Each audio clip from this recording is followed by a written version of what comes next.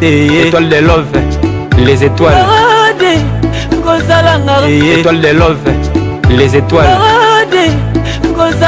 Étoile de love, les étoiles. Étoile de love, les étoiles.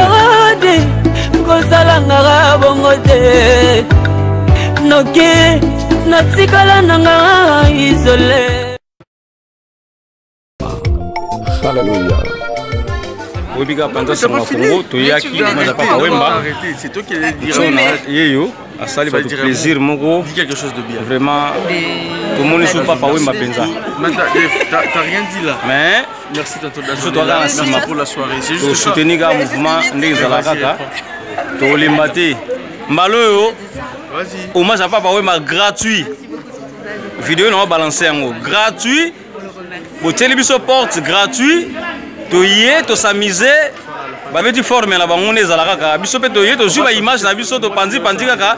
Pour na lokumu ya Papa Wemba. Merci. Non balancer image au faux. Bon suivre en haut. Professeur Dazo.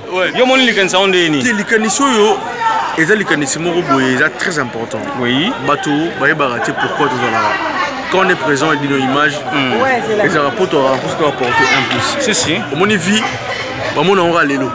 Mais nous passons plus au futur. Vous voyez que nous avons mangaté. Moi je suis prof. Prof.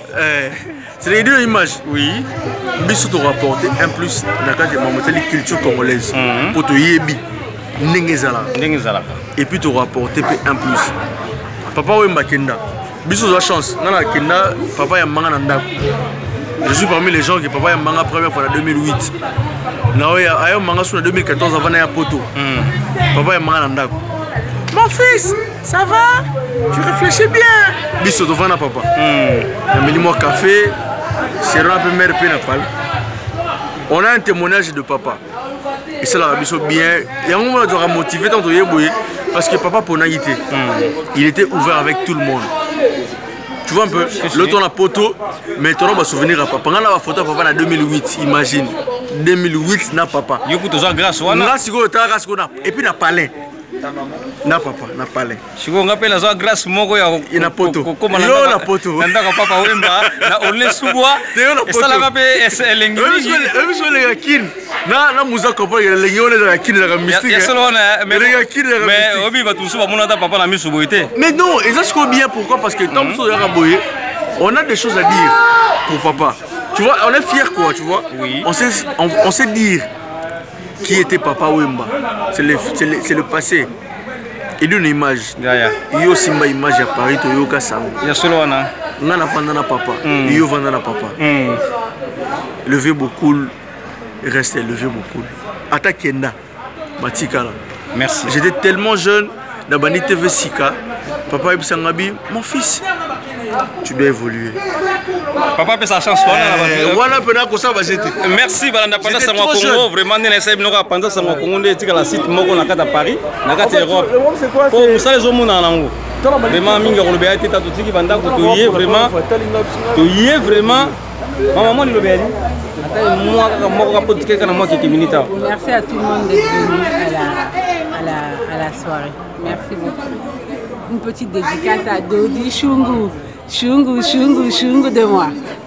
Merci Dodi Chungu de Tusuki Sigawana. Balanda Panda Sango Congo vraiment ba Panda Sango Congo. Vous partagez vidéo, ça vous parlez Wando. Tara belle fille à papa Wemba. Attends, moi je sais pas. Azawa. Ça vous parlez vidéo de Wamtema. Là dit nos images. Wow. Général des fois ça confirme qui hein après ça mon kakosona keni liboso mutakoka nanga ozalate mutupa olekanga ozalate donazaka ngamoko. Merci Balanda Panda Sango Congo, étoile d'amour top modèle des médias, le véritable diamant noir chez les Wumba. Maman Guesso. Check.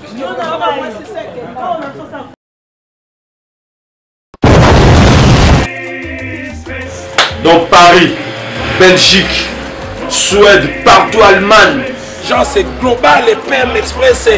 Ya Yemeye, Patrick Malouavengi. Délogés à Moko. Hein? Donc agence il y a fret, on a bateau, on a avion, on a wapi. Global Express. bakifunda nyonso nazokende na Angola soki naza na contrat na bagence minene te ekokende Patrick Malovengi. Vraiment, l'économie sur Congolais, il faut tout promouvoir. par carton, par conteneur, par valise, pas mal, même bongo. Kolukano mindono te. Maman Global PM Express. On bise toujours artiste Oyo, il nous a toujours battu dans la idée sur le Patrick Malovengi. À aire d'ouverture, la chose allait de lundi à samedi, de 9h30 à 19h30. Kinshasa, Brazzaville, Angola, donc Patrick Malovengi.